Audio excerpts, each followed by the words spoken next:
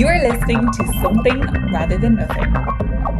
Creator and host, Ken Vellante. Editor and producer, Peter Bauer. This is Ken Vellante with the Something Rather Than Nothing podcast, and very pleased to present artist, musician Karyn Ann. Karyn Ann, welcome to Something Rather Than Nothing. Hello.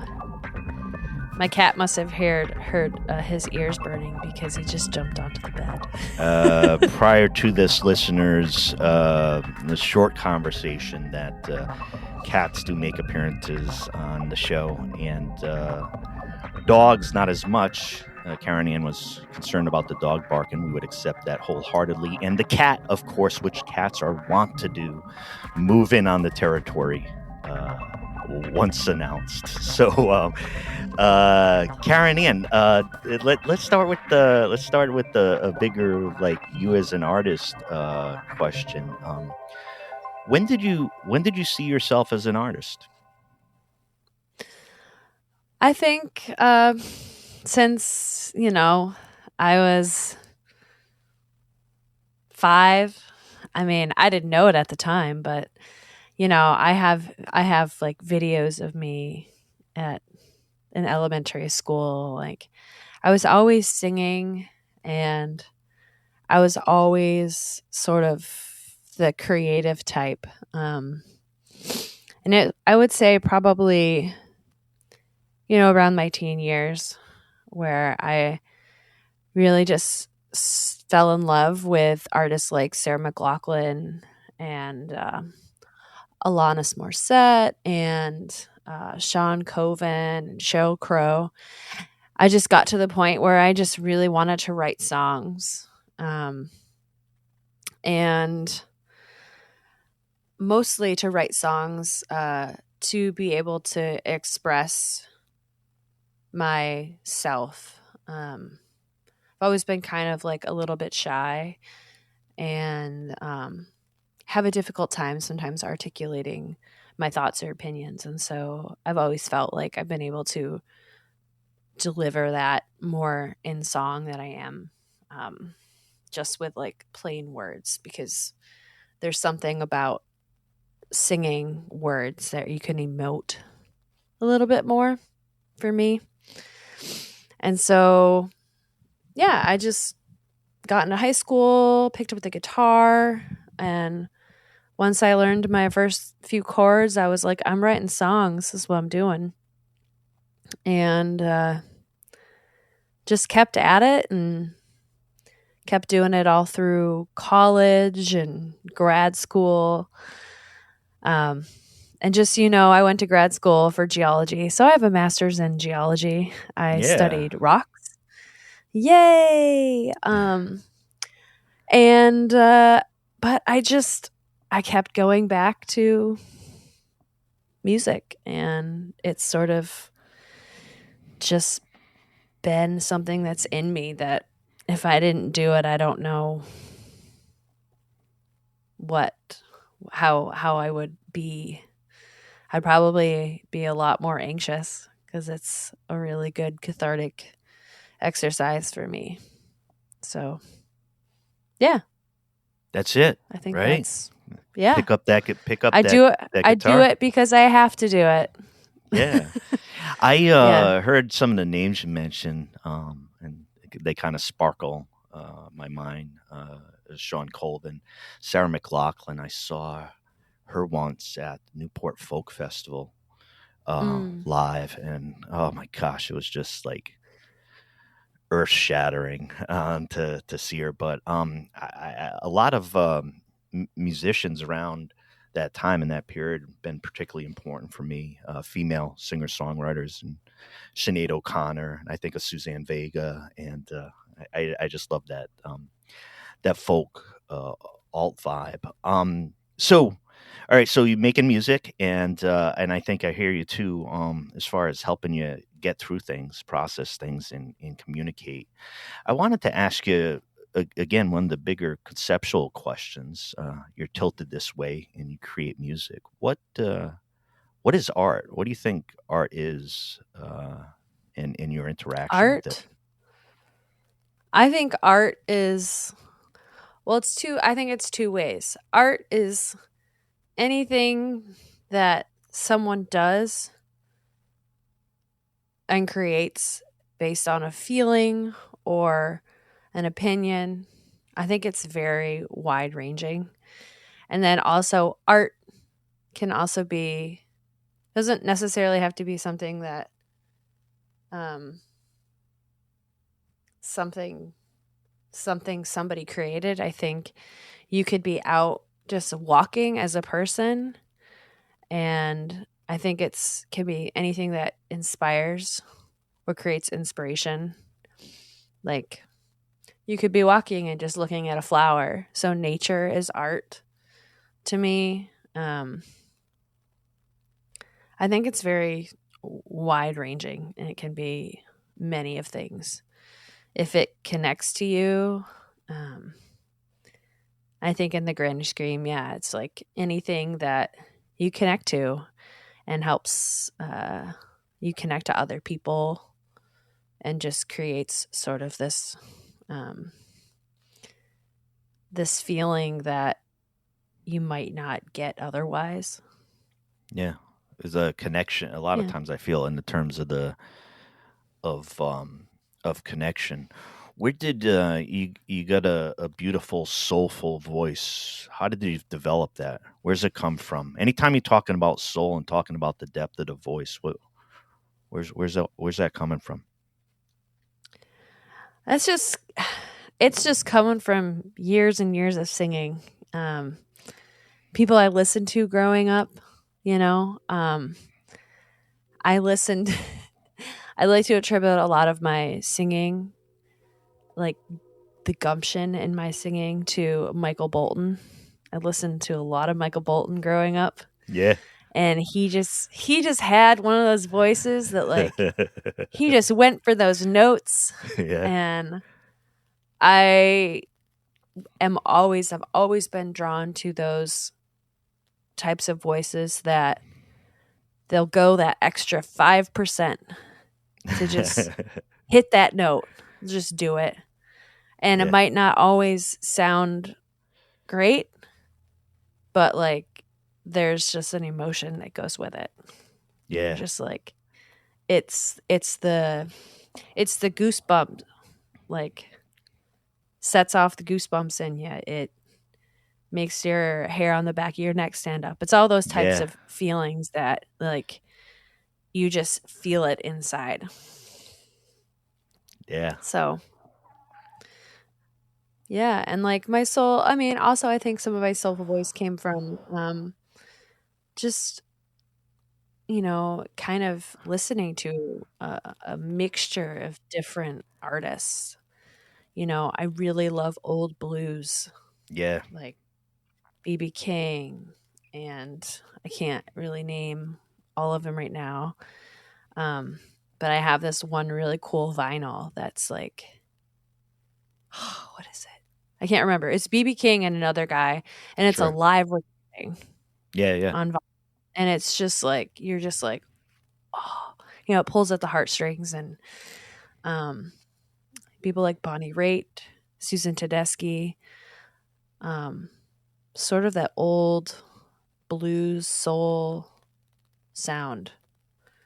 I loved that stuff. Not to jump in, but my dad's a big blues guy, and they love a lot of blues and soul. So like for me growing up, that was around, some funk too, some rock, but it was that blues and soul, is that voice. I think that my dad at a really young age had connected with, with the blues and the sound, and just kind of that expression of, the blues, getting down with that. And so I was kind of steeped in that early on, and a lot of the names you mentioned, just there's a nice feel. There's a nice feel in that.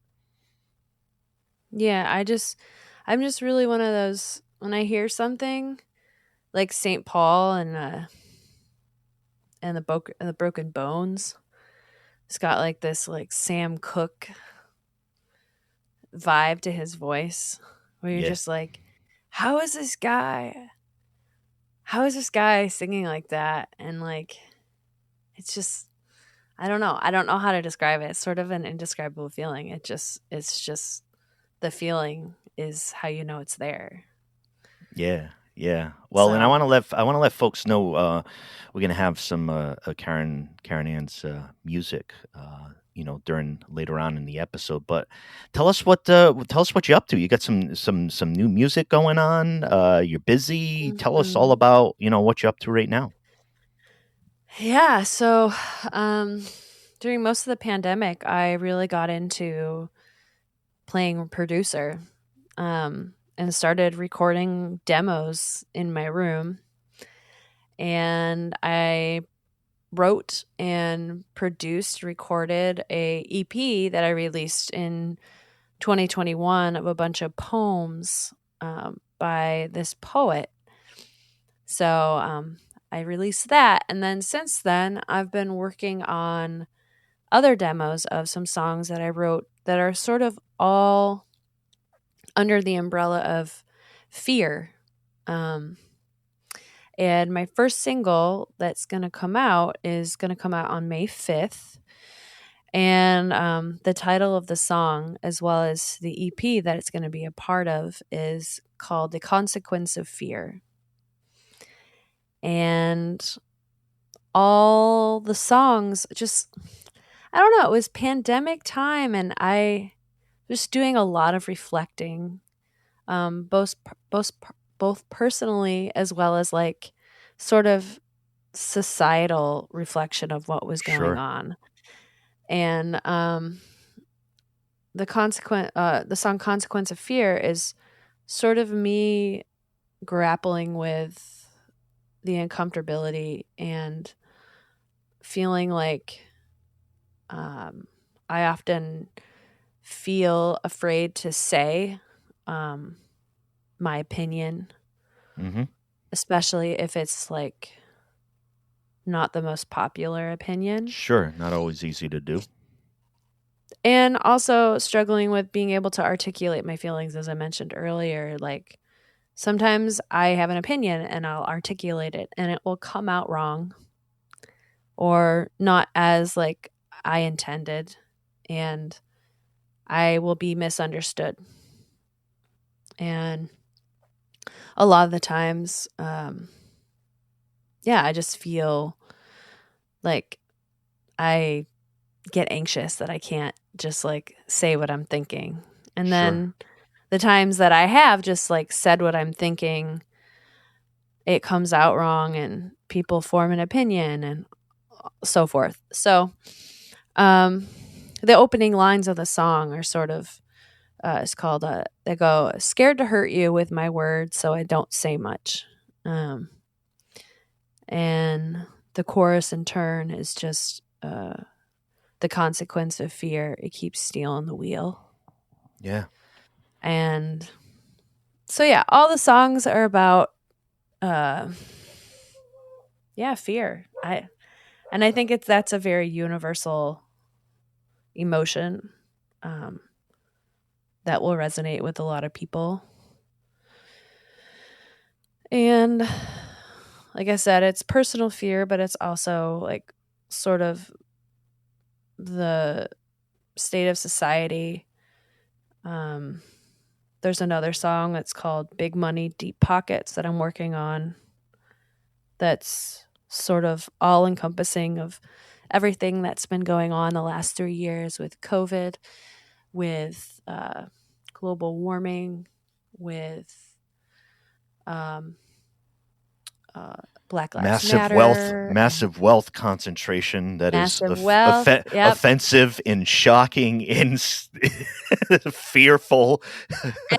And politics, like, Yeah. and like women's rights and trans rights, and just the ability to be a liar in the public eye and having that not be okay, but like just having it be like a thing that's just like, oh, I guess we're just gonna let liars just, go forth and the continue their reality life. is too harsh, and the strong fiction to believe is like it's such a difficult thing to manage, I think, sometimes in some of those issues. I was just walking just today, just like over to the supermarket, and well, my head goes different ways, but I was thinking about like the sheer statistics of concentration of wealth to like 1% of people in this world. And it's like we're owned, like everybody's owned by like a small fraction of people, like resources, land, all this type of thing. And I'd be like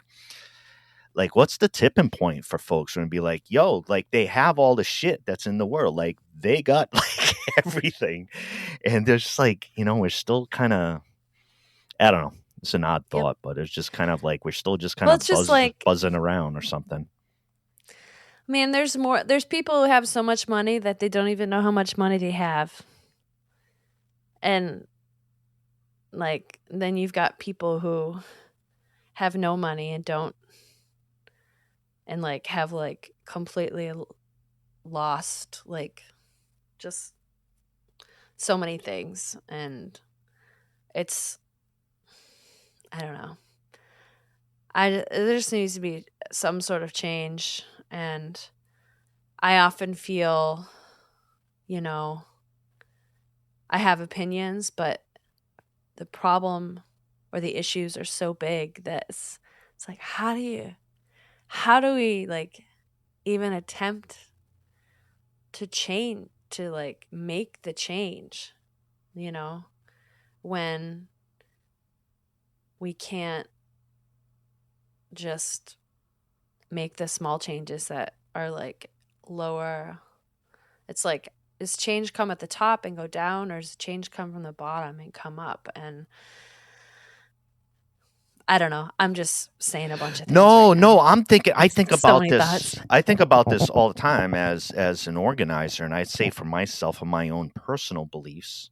I work in a collective, so those folks who I serve are those folks. When it comes to my own belief, particularly since the pandemic, wrestling and becoming deeply radicalized on indigenous issues and understanding of polluted colonial thinking in my head, queering up the ideas of my own history around race, screwing around with expectations of how I should deal with like mental illness or dealing with mental issues and talking about those things as a male. So I was like around the pandemic, we're talking pandemic stuff. I came out of it completely radicalized and not sharing in basic things that I think other people share in. And it's kind of like, I feel good about it, but sometimes it's tough to, to figure it out. If we believe that the structure of things is kind of a bill of goods, right? And I come to the conclusion personally that it is, then it's like, what do you do? And my basic thing in my head is it's not refined, but is rejection and usurping and smashing old idols is like, I mean, I know it's not exact, but that's where my head is at. Well, it's like you mentioned, like a radicalization. It's like, I find like, I tend to see the advantages and disadvantages of like things that, like the whole idea of sort of being radicalized. It's like, it's good in the sense that like, people are like gung-ho about it and everyone's like, yeah, we can't stand this. But at the same time, the opposite side of the coin of that is like, we've become radicalized in so many ways that like we've become really dismissive. And it's Fair like, enough. Having like, like opposites, like viewing things in black and white versus like the gradation. And so like, I mean, that's where politics are. Not that I like pay attention to much in politics, but like, I feel like if you, and this sort of goes back to what I was saying about my opinion, is I feel like, take like a gun issue for example, Sure. like people are like, we need stricter gun laws, and I'm like, yeah, I mean, yeah, we do. And so like to me that's like a generalized statement. Sure. Whereas like, the opposite side of that is like mental illness. And like, I just want there to be more acceptance of people being like, yeah, I agree with that, but here's my like little caveat to your overarching thing. You know what I mean? Like Well, your yeah, overarching point. yeah, yeah. No, I think you're right. I mean, it's in sort of in the sense of like potential for polarization, but again, on that too, like I pull it down to myself, and this is a personal like reflection because which is odd because I'm involved in a collective. But the personal reflection is that the categories of which like the discourse happens for so many people it isn't satisfactory. Like maybe if it's like a Democratic position or Republican position in American context, like that there's this that there's feeling with there's not grappling with a deeper issue.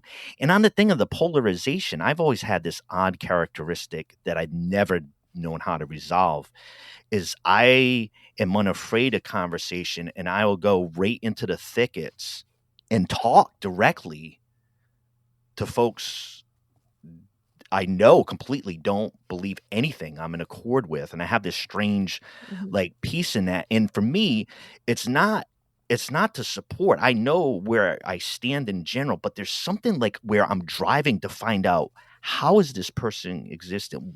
How are they interacting with the world that is so radically different? And it's not like to change the world and everything, but I've always been fascinated. And I've had conversations with folks that haven't brought me to their side. I've talked to the strangest, some bad people in talking, but it's more of like, how do you engage in conversation where you can disagree very deeply? And as a philosopher, I'm trained in doing it, disagree very deeply, but still move forward or do something. And I think there's such a lack of that. I think that we see of like, okay, discourse, and then something else happens. It's like discourse, knife, fist, gun, separate. Yeah. Yeah. It's like people like want to dismiss you if you don't agree with them. And just kind of like where I'm more of like, can't we just like have a conversation and then agree to disagree?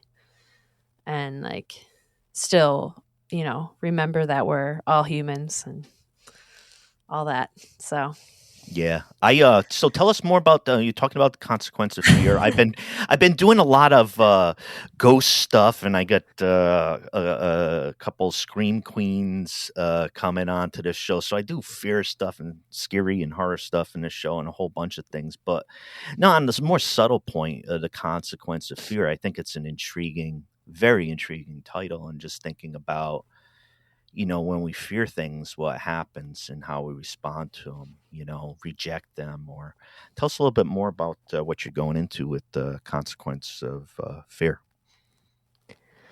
Yeah, I just wanted to like kind of, I got more into writing more raw type of lyrics as opposed to like more of my poetic lyrical lyrics. And I had just, when I wrote these songs, I was doing a lot of questioning. I had just moved, and I had gone through a divorce, and I had just a lot of thoughts in my head. And I really came up with the line of consequence of fear. And I just thought that was a cool line. Yeah. And I was like, I need to write a song about that. Yeah. I need to write a song about that. Like the idea of like, I think I actually wrote the line, I keep fearing the consequences. And then I flipped it in my head and I was like, the consequence of fear, like what the things that we decide to hold back because we're just afraid. Or the things that we just don't confront. Yeah, I mean, I don't.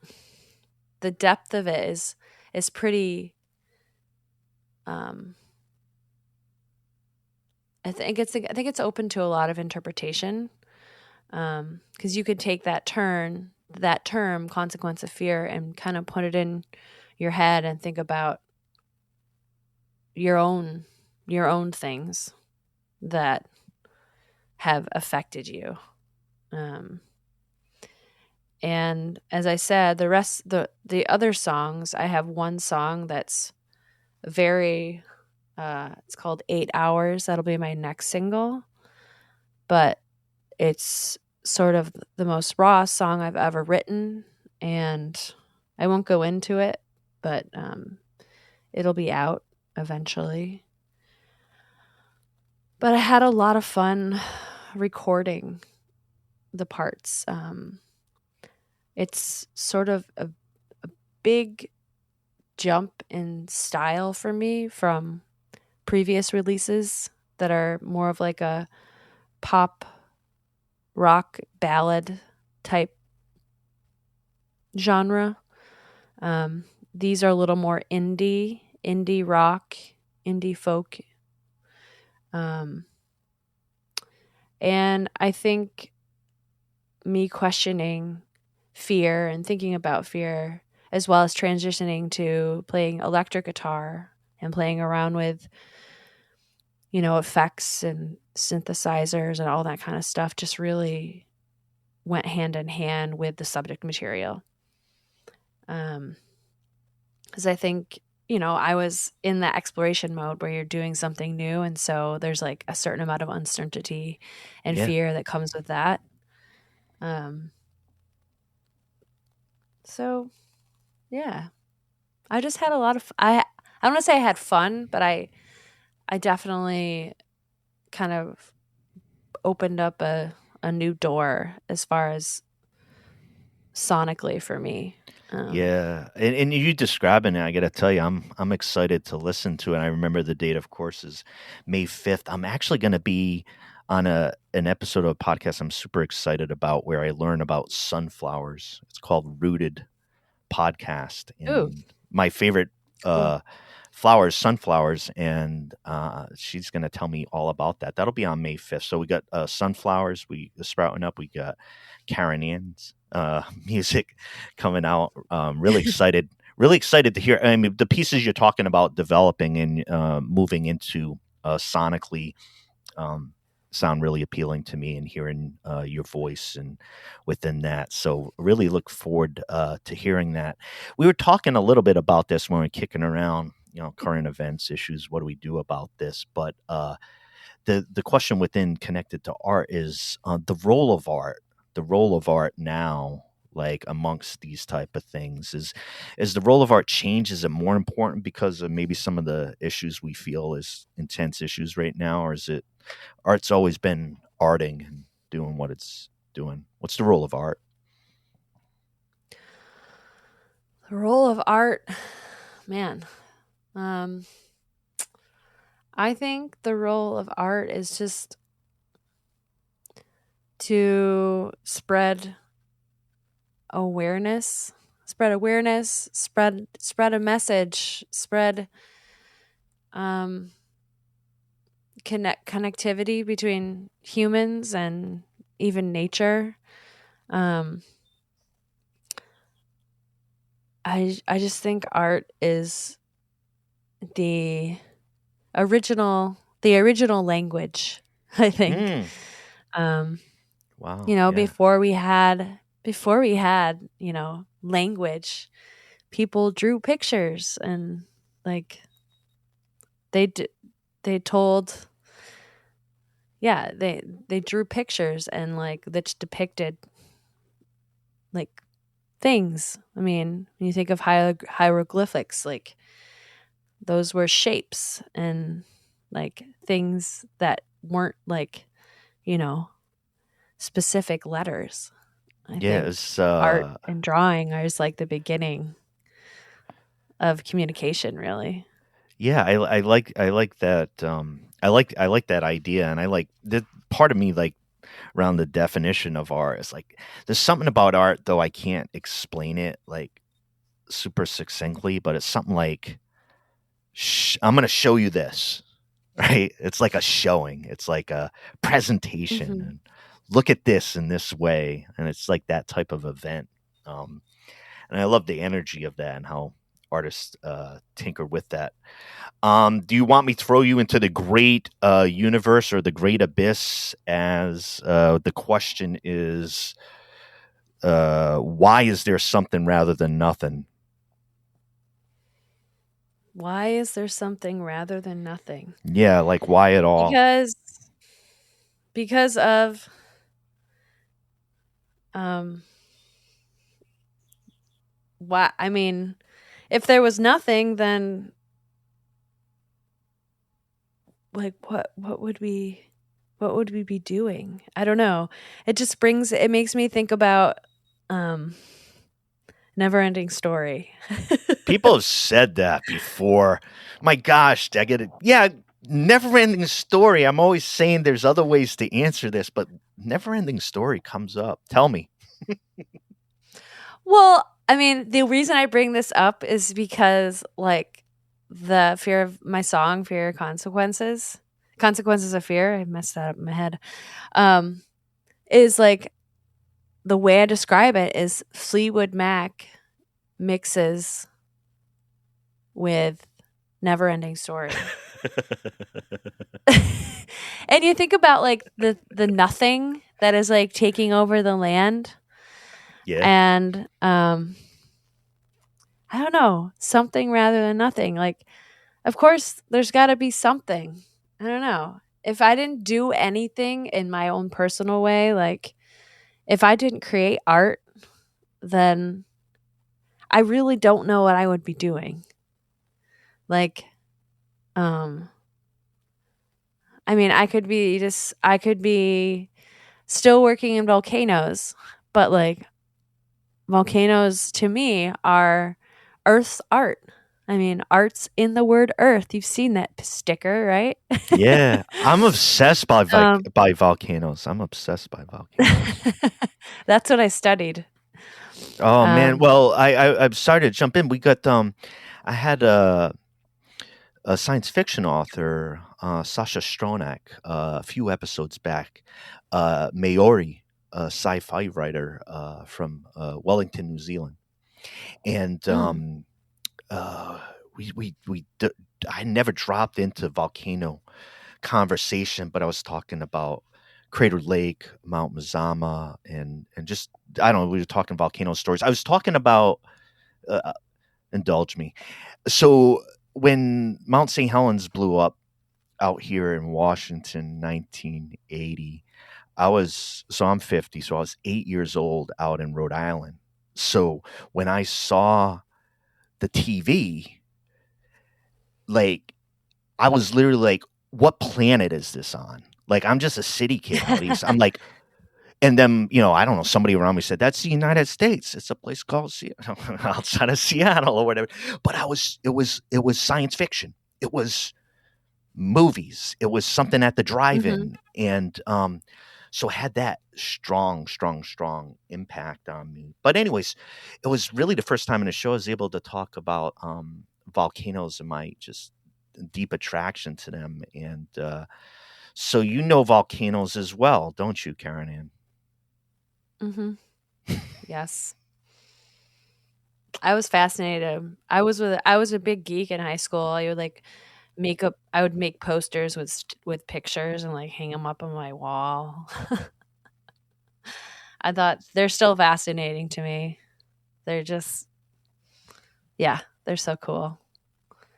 I always think one more volcano thing. I mentioned this in a couple episodes. There's a Werner Herzog documentary, and it's a little bit tough to find, I think, but it's when there's this volcano supposed to be exploding on an island. Everybody leaves, and him and the film crew go in, and they document the nobody there, dogs running around, all this type of stuff. And the place didn't blow, but I'm like, wow, what a conceit. People are leaving, you go in and document what happens next to the volcano. I forget the name of it. It was wild, though. There's a really good documentary on Disney Plus all about these two French volcanologists who sort of laid the foundation of a lot of volcanic work as far as like, the signs of an impending eruption and like gas readings and all that kind of stuff. I just saw that trailer. Perished. Oh, did you see it? I just saw that trailer. Yeah. It's good. Yeah. Yeah. I enjoyed that.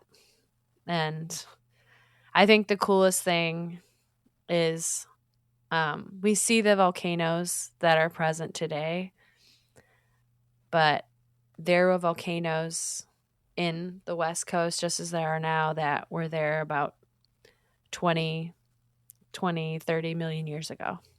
Whoa. And without volcanoes, like the West Coast would be very, very different. Yeah. The Columbia River basalts, if you're ever walking around and you see a dark black rock, it's probably basalt. Wow. Karyn Ann, thank you. I mean, this is all volcano indulgence, and this is volcano. I'm going to send you that in the email. This is volcano friendly space that we have here. So. I'm gonna watch that one. I saw it there on Disney just recently, a night or two ago. They had some on Disney. They had some kind of like there were sound escapes. One be like Frozen and fire, and I was kind of watching those, and then I saw the trailer with the couple there, and I was like, oh my gosh, what is this? And so I thanks for the indulgence, and some of the images in that documentary are really, you're just like, wow, they're really, really close. yeah so, I'm excited to check that out. Karyn Ann, I want you to tell the listeners like where to find your stuff, find your music, find all the things that you have out and will have coming out in May. Yeah, sort of like the clearinghouse and the most easy way to find my music and info is at my webpage, which is KarynAnn.com, which is KarynAnn.com. I know it's a horrible time to be a Karen, but at least I spell my name Karen with a Y. Karen with the Y.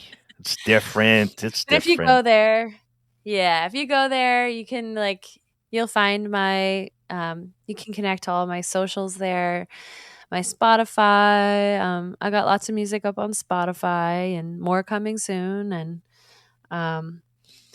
one thing I will say is I also have a Patreon account. I'm up on that. Where I don't know if you. Oh, are you? Yeah. If I'm not, I'll correct that right after this interview.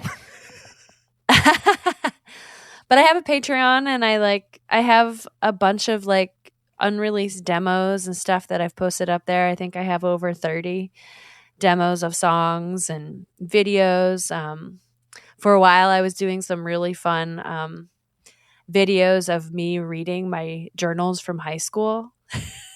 Dang. And that's a fire and talking walk.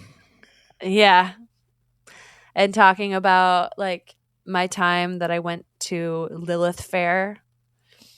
And I have got a lot of poems, all that kind of stuff. But it's just a support-based platform, and you get access to early stuff, and you can donate from $1 to $50. And I also make jewelry out of guitar strings. And there's a link to that on my webpage as well. It's called Museful PDX. And the tagline is, go make yourself museful. I like it. It sounds like if we you're just telling listeners, just keep following these threads. I knew this would happen. I mean, we're talking with Karyn, and we're going to talk about music. We're going to talk about the soulful voice. We're going to talk about volcanoes. We're going to talk about how the heck you can navigate politics at present. And guitar and string the jewelry I make. Yeah. The jewelry I make is sort of my way to connect my love of rocks and crystals, and volcanic studying of the past to my music. Yeah. Well, thank you for your time. And I think you can probably anticipate if I want to cut into the ground of volcanology and such within the show, I would just tell you up ahead, I'm going to use you as a first correspondent and resource for that material. Yeah, I'll send you a link to my a couple of my publications. Oh man, you know what this gets into too is like the different lives we had. And I wrote my master's thesis about working third shift in a dwindling Rhode Island grocery outfit, and I studied the leverage buyout that destroyed the working class. Yeah, so yeah, prior publications. Anything send along to me. That explosion when I was 8 years old of Mount St. Helens fried something deep in my brain, which makes me feel good anytime I see it again. We'll look at some of the videos of Mount Pinatubo as well. Thank you. We'll post some of these links really cool here. Stuff.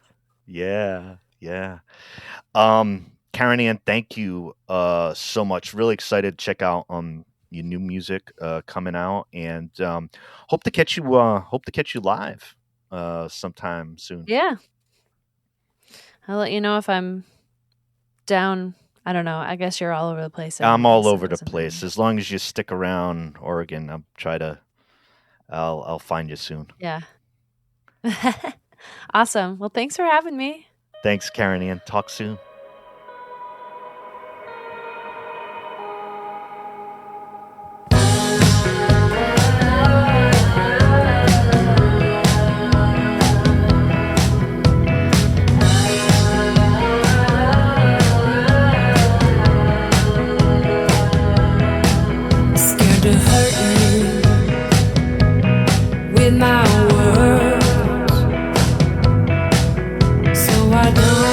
Say